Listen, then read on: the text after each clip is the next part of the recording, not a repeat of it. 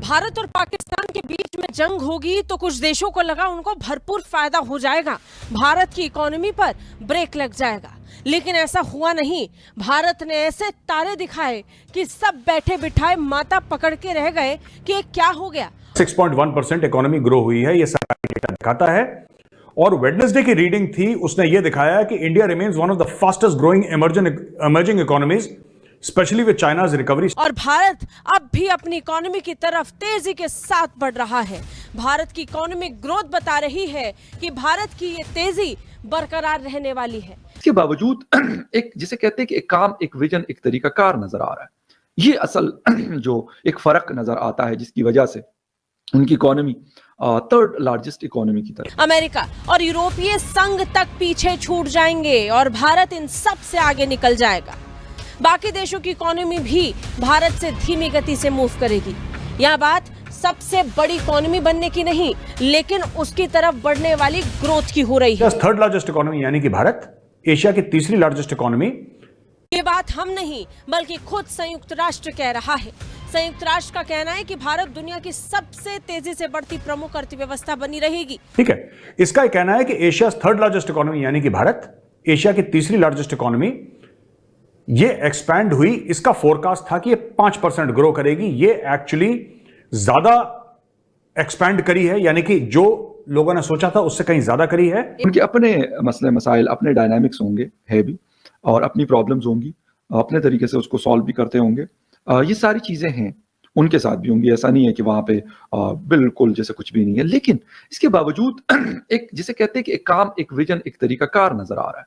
ये असल जो एक फर्क नजर आता है जिसकी वजह से उनकी इकोनॉमी थर्ड लार्जेस्ट इकोनॉमी की तरफ। यूएन की रिपोर्ट ऐसे वक्त में आई है जब भारत पाकिस्तान में जियोपॉलिटिकल टेंशन बढ़ रही है। चीन और तुर्की को लेकर अंदाजा लग रहा है कि वो इसका भरपूर फायदा उठाकर भारत को नुकसान पहुंचाना चाहते हैं।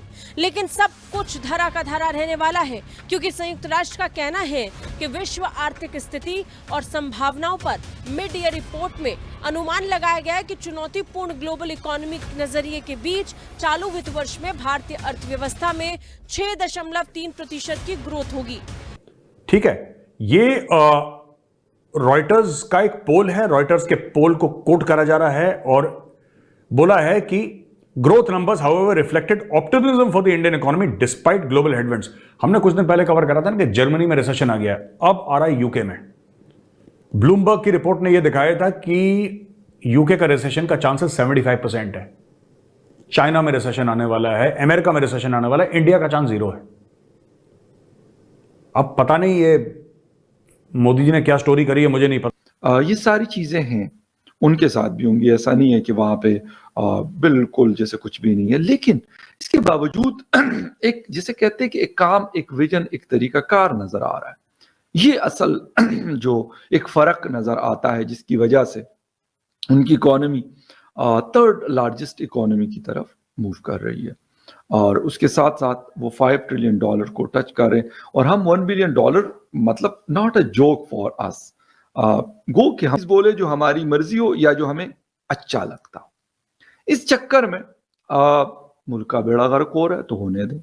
जो आपकी ये बात सही है, मान लिया आपकी ये बात को जो है किसी हद तक कहा जा सकता है कि ऐसा हुआ है और भारत ने कोई सही तरीके से बताया नहीं, लेकिन आप क्या ये बता सकेंगे कि इससे पहले जब बार बार भारत ने आपसे बात की, बार बार भारत ने आपको बताया कि जी आपके यहाँ मुंबई अटैक वाले आपके यहाँ हैं, उड़ी वाले आपके यहाँ हैं, पुलवामा वाले आपके यहाँ हैं, आईटी की एक्सपोर्ट्स हो, लेकिन इसके लिए हम तो ओपन इंटरनेट तो नहीं देंगे। हम इंटरनेट ऐसा देंगे कि थोड़ा थोड़ा करके ना, दवाई की तरह, सुबह दोपहर शाम। वैसे हमारे यहाँ सारी चीजें इस तरह की चल रही है। आपको अगर घर के अंदर आजकल सर्दियां हैं, तो अगर आपको गैस चाहिए तो सुबह, दोपहर और शाम को 3 टाइम आपको गैस मिलता है।